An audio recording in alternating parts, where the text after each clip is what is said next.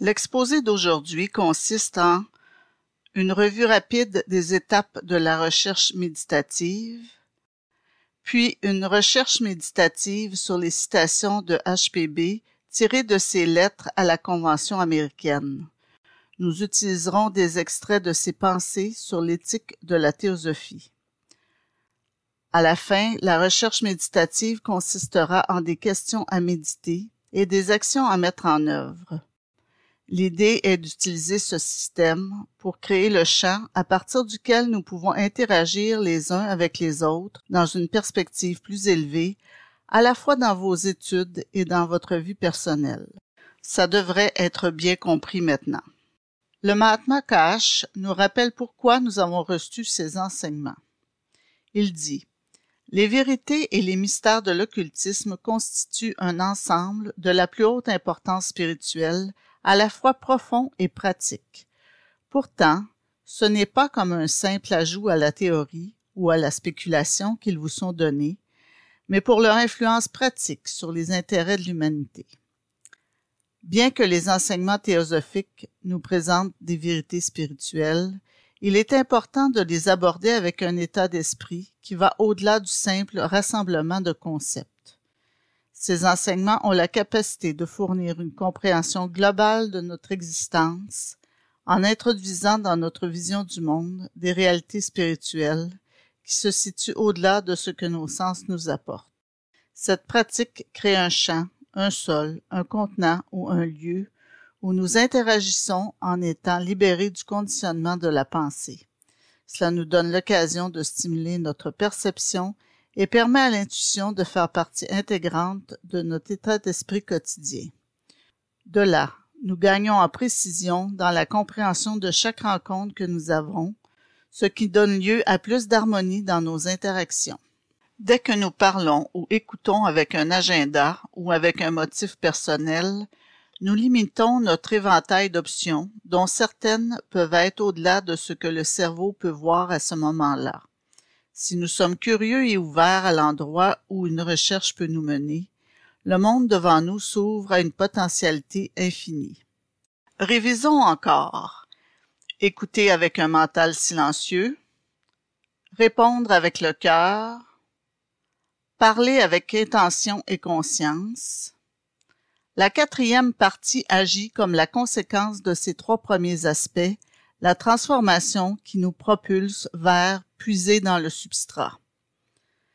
La quatrième, puiser dans le substrat, est celle où la conscience spirituelle influence notre vie quotidienne.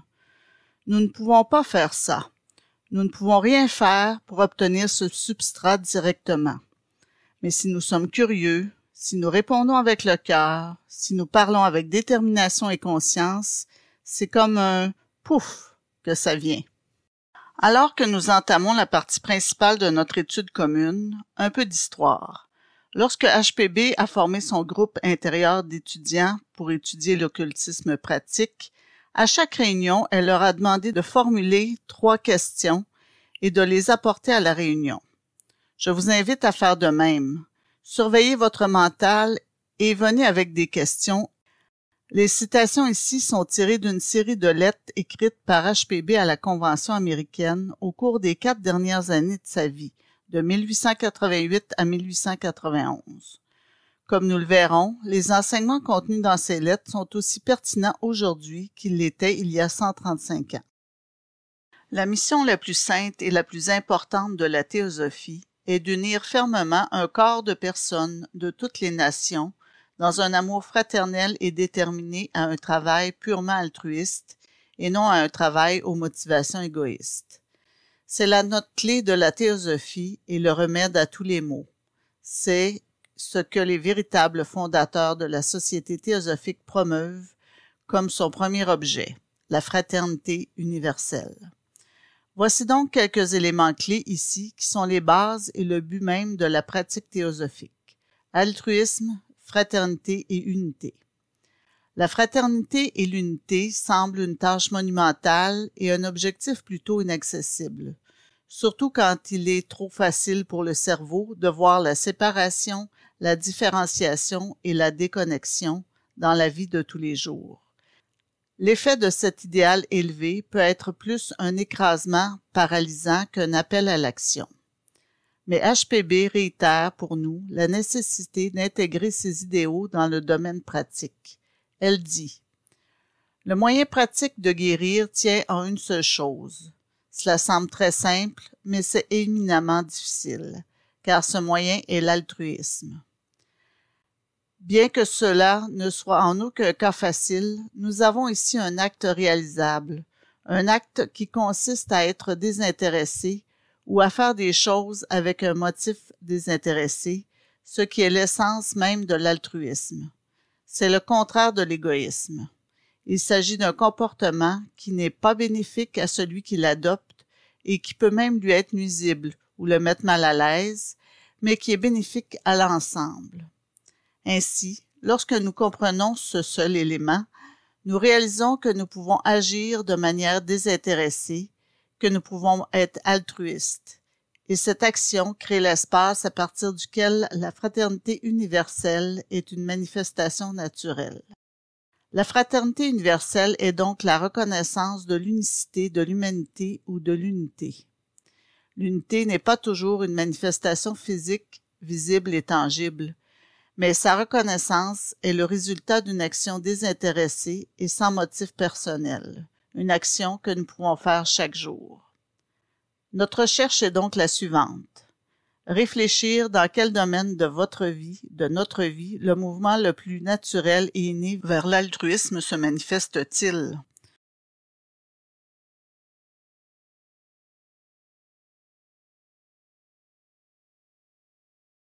Où vous est-il facile d'agir de manière désintéressée?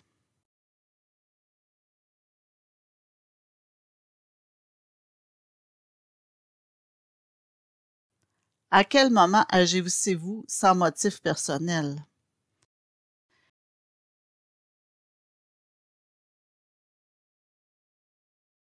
Et inversement, dans quel domaine de la vie quotidienne êtes-vous poussé par vos déclencheurs vers un comportement plus instinctif, qui tend à aller à l'encontre de l'altruisme ou qui est basé sur des motifs personnels?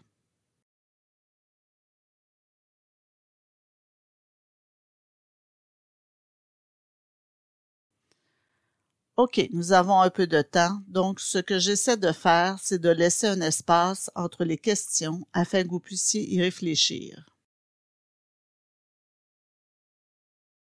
L'éthique de la théosophie est encore plus nécessaire à l'humanité que les aspects scientifiques des faits psychiques de la nature et de l'homme. Ces lois et faits psychiques se rapportent entièrement au matériel et à la vie évanescente de l'homme septénaire, mais l'éthique pénètre et imprègne l'homme véritable, l'ego qui se réincarne. Extérieurement, nous ne sommes que des créatures d'un jour, intérieurement, nous sommes éternels. Enseignez, pratiquez et promouvez ce système de vie et de pensée qui seul peut sauver l'humanité à venir. HPB nous donne ici un moyen d'action clair. Enseigner, pratiquer et promouvoir du mieux que nous pouvons, et quel que soit le domaine dans lequel nous nous trouvons, un système de vie pratique fondé sur l'éthique de la théosophie. La question. Avez-vous pris le temps de découvrir la base ou le fondement de vos valeurs? D'où vient votre code d'éthique? Est-il conditionné par votre environnement ou fondé sur des vérités universelles? Alors prenez un moment. Vous aurez évidemment besoin de plus que le temps dont nous disposons ici, mais réfléchissez à cette question. Réfléchissez à la manière dont vous pouvez élaborer votre propre plan de mission personnelle.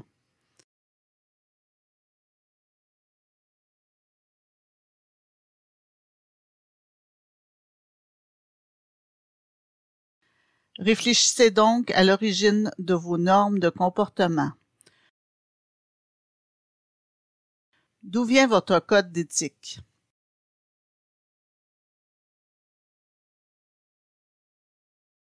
Alors, créer, c'est un devoir, je suppose. Il s'agit de créer un énoncé de mission personnelle pour guider votre attitude et votre direction spirituelle. Ensuite, intégrez cette déclaration dans vos relations, vos études, votre méditation et vos actes de service. Les marches d'or de HPB, vous connaissez? Une vie propre, etc., etc. C'est de ça que je parle. Quelque chose comme ça qui vous guide dans votre action. La tendance de la vie moderne est une tendance vers l'animalisme, c'est-à-dire un développement des qualités qui conduisent au succès dans la vie de l'homme en tant qu'animal, dans sa lutte pour l'existence. La théosophie cherche à développer la nature humaine, en plus de la nature animale, et au détriment du seul aspect physique superficiel que la vie moderne et les enseignements matérialistes ont développé à un degré anormal pour l'être humain à ce stade de progrès. Au début du voyage humain, il était naturel que la personnalité ait tendance à se préserver et ce sont ces habitudes bien ancrées de préservation qui déclenchent et conduisent les réactions des gens. Mais aujourd'hui, pour la plupart, nous ne sommes plus chassés. Notre survie ne dépend pas de la défense de notre propre personne contre une mort imminente. Cependant, le maintien de cet état d'esprit instinctif crée une séparation ou un sentiment de déconnexion. Lorsque nos pensées et nos émotions sont constamment en mode survie, il est difficile de ressentir la compassion qui est naturellement dans nos cœurs.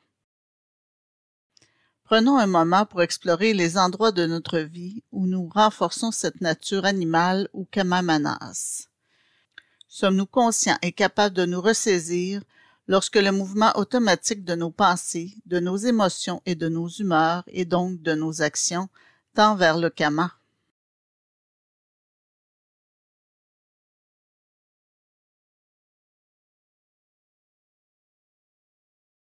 L'essence de la théosophie est l'harmonisation parfaite du divin avec l'humain dans l'homme, l'ajustement des qualités et des aspirations divines et leur emprise sur les passions terrestres ou animales intérieures.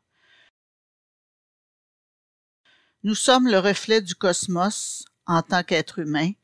Nous sommes dans une position unique puisque nous avons en nous les qualités de tous les royaumes de la nature, du royaume élémentaire, les forces de la nature, au Dhyani Chohan, royaume angélique. Aucun autre règne ne possède en son sein la potentialité de l'univers tout entier. Le conflit et le manque d'harmonie que nous vivons et produisons entravent l'accès à ces réalités spirituelles. Cependant, lorsque nous commençons à purifier les véhicules personnels de la conscience et à nous harmoniser avec le divin, la connaissance des réalités occultes peut être assimilée par la personnalité depuis des plans supérieurs. HPB poursuit. La bonté, l'absence de tout ressentiment ou égoïsme, la charité, la bonne volonté envers tous les êtres et la justice parfaite envers les autres, comme envers soi-même, sont les principales caractéristiques de la théosophie. Ces caractéristiques font partie de l'essence de notre être. Lorsque nous commençons à les reconnaître, notre travail vise à construire un chemin ou un pont, l'antakarana, qui s'étend de la nature animale à la nature divine. La construction de ce pont nous met en contact avec ce que Blavatsky appelle le substratum dans son diagramme de méditation. C'est le terrain à partir duquel nos actions, nos pensées et nos émotions peuvent fonctionner dans un mouvement inné, spontané et irrésistible qui tend vers l'altruisme. Elle nous laisse ici avec un conseil. Celui qui enseigne la théosophie prêche l'évangile de la bonne volonté. Et l'inverse est également vrai. Celui qui prêche l'évangile de la bonne volonté enseigne la théosophie. Nous pouvons tous prêcher l'évangile de la bonne volonté par nos pensées, nos paroles et nos actions. Nous pouvons le faire chaque jour sans jamais prononcer un mot théosophique. Question. Alors, tout d'abord, à quoi ressemble réellement votre gentillesse, votre charité et votre bonne volonté dans votre vie?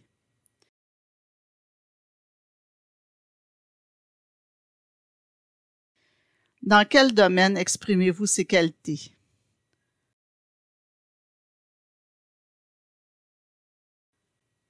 Pouvez-vous voir comment les actions des autres, même si elles semblent différentes des vôtres, peuvent en réalité avoir le même motif spirituel?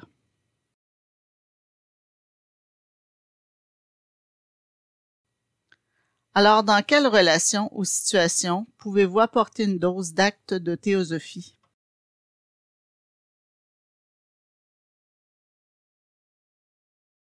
Les théosophes sont nécessairement les amis de tous les mouvements du monde visant à améliorer la condition de l'humanité. Nous sommes les amis de tous ceux qui luttent contre la cruauté envers les animaux, contre l'injustice envers les femmes, contre la corruption dans la société ou au sein du gouvernement, même si nous ne nous mêlons pas de politique. Nous sommes les amis de ceux qui exercent une charité pratique, qui cherchent à soulager un peu du poids immense de la misère qui accable les pauvres. Mais en notre qualité de théosophes, nous ne pouvons nous engager dans aucune de ces grandes œuvres en particulier. En tant qu'individus, nous pouvons le faire, mais en tant que théosophes, nous avons un travail plus vaste, plus important et beaucoup plus difficile à accomplir. Notre travail en tant qu'individu est important et ce que nous faisons à l'extérieur est toujours utile.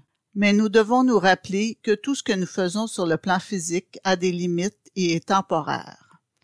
Toutes les actions que nous entreprenons, les sentiments que nous partageons ou les pensées que nous émettons sont toujours limités par l'espace et le temps.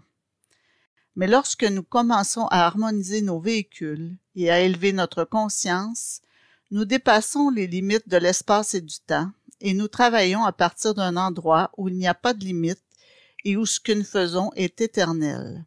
C'est ce que l'on appelle le début d'une révolution intérieure. Lorsque nous essayons, qu'il s'agisse d'un succès apparent ou d'un échec apparent, dans le processus même de purification, nous ajoutons à la qualité de l'ensemble, à la fraternité universelle, à l'unité, et c'est là que les effets sont exponentiellement plus puissants. Alors, quand nous le pouvons, nous devons nourrir les sans-abri, soigner les malades, défendre les persécutés, absolument, simplement parce que nous sommes un membre de l'humanité. C'est une évidence. Mais notre travail en tant que théosophe est un service spirituel à l'humanité. C'est le mental faisant l'examen du soi lorsqu'il est appliqué à la fois dans la méditation et dans la vie de tous les jours, qui conduit à la transformation de la nature humaine. Question. Prenez en compte une vision réaliste de votre situation dans la vie. Quel est le moyen le plus efficace pour aider l'humanité, à la fois en tant qu'individu et en tant que théosophe?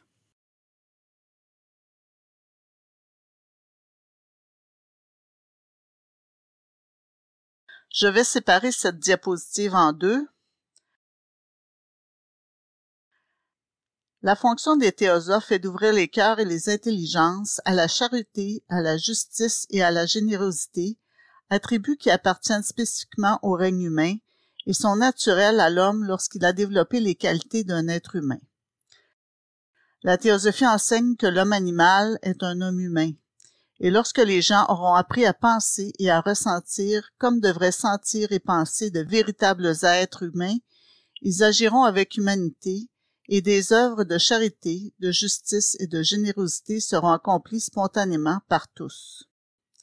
Dans cette partie de la citation, HPB fait la distinction entre l'homme animal en tant que nature instinctive, influencée par Kama, qui cède à un mécanisme de survie et de préservation de soi, et l'homme humain, dans lequel Manas, ou le principe du mental, est influencé par Bouddhi pour agir humainement en vue de l'amélioration de l'humanité. Elle dit ensuite qu'en travaillant à cette transformation intérieure, nos actions extérieures changeront spontanément. Dans la lettre 2, elle donne une mesure à prendre. Les membres sincères doivent s'efforcer de faire de la théosophie un facteur vital dans leur vie, de la rendre réelle, de souder fermement ses principes dans leur vie. Question. Comment pouvons-nous faire sortir la théosophie des pages des livres que nous lisons, des voix des conférences et des réunions de loge auxquelles nous assistons, et du coussin de méditation pour l'intégrer dans notre vie quotidienne?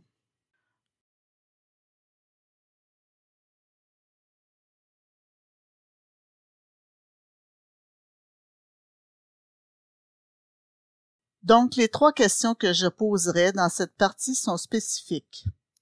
Où se trouve un domaine de votre vie qui pourrait bénéficier d'une dose de théosophie?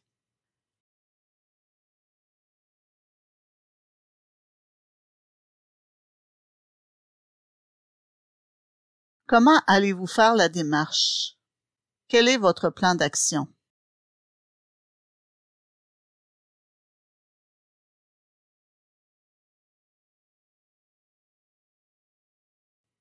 Et plus précisément, quand pouvez-vous commencer?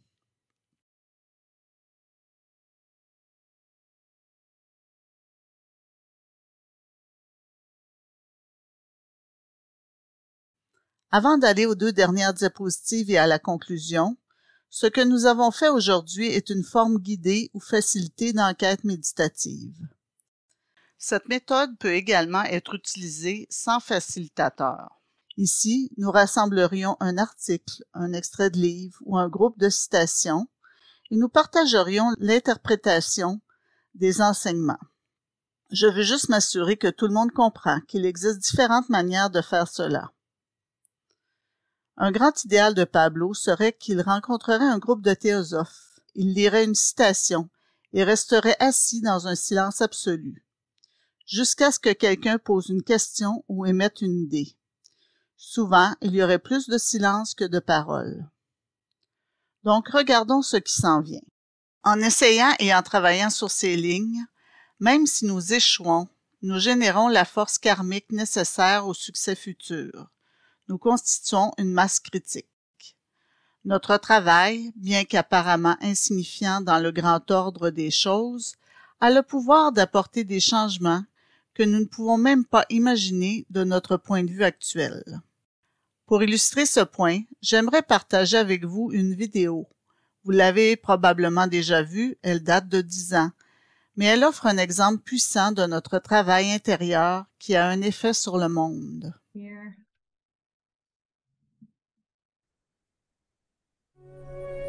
That's right.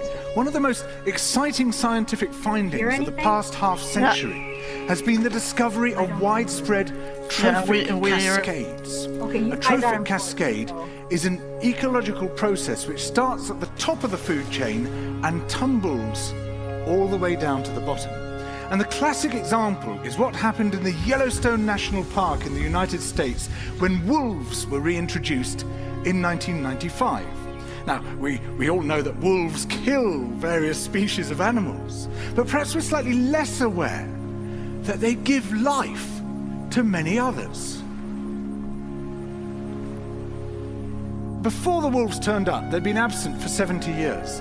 That the numbers of deer, because there was nothing to hunt them, had built up and built up in the Yellowstone Park, and despite efforts by humans to control them, they'd managed to reduce much of the vegetation there to almost nothing. They'd just grazed it away.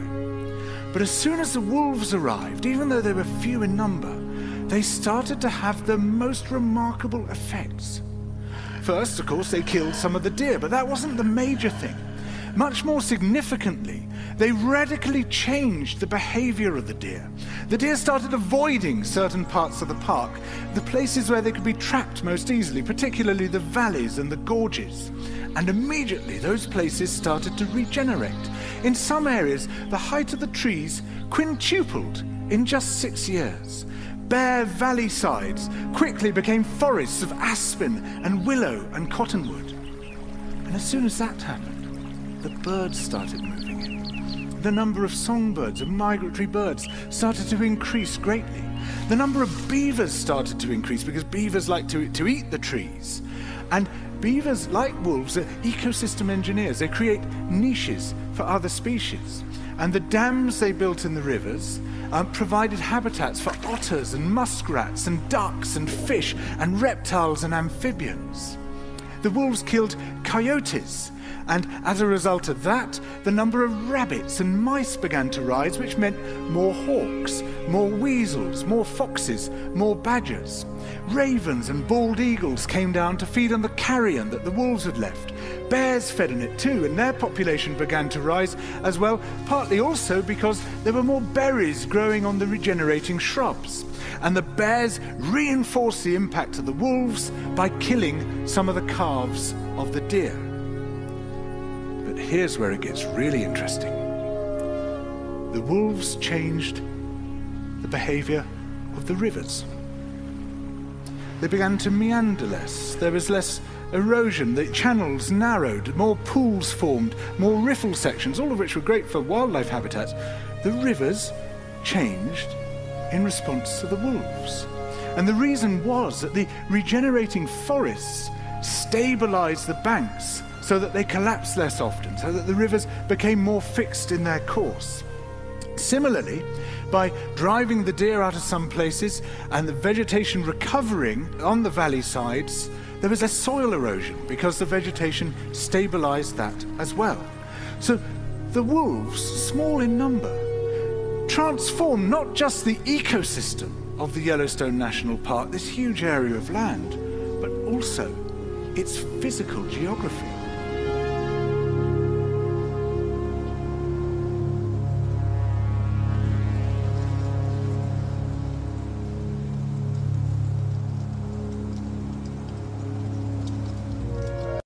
OK. J'adore cette vidéo et je pourrais presque réciter les mots même avec l'accent. Mais l'idée, c'est que cette vidéo peut être utilisée comme une méditation d'enquête. Ce n'est qu'une façon de le faire. Nous pouvons donc l'envisager de différentes manières, mais le seul point que je veux souligner aujourd'hui est que nous n'avons aucune idée du résultat de l'action que nous accomplissons chaque jour, et nous remarquerons que les loups ont fait ce que font les loups. Les loups n'ont pas essayé d'organiser les castors. Les loups n'ont pas commencé à planter des arbres sur les berges de la rivière. Ils ont juste fait ce qu'ils font. Donc, nous devons juste faire la même chose, ce que nous devons faire. Donc, un mois avant sa mort, HPB nous laisse un cri de ralliement. Après tout, tous les souhaits et toutes les pensées que je peux exprimer sont résumés dans cette seule phrase, le souhait jamais endormi de mon cœur. Soyez des théosophes, travaillez pour la théosophie. Si l'un d'entre vous a appris quelque chose de mes enseignements ou a eu, grâce à mon aide, un aperçu de la vraie lumière, je lui demande en retour de renforcer la cause. La théosophie d'abord et la théosophie en dernier. Merci.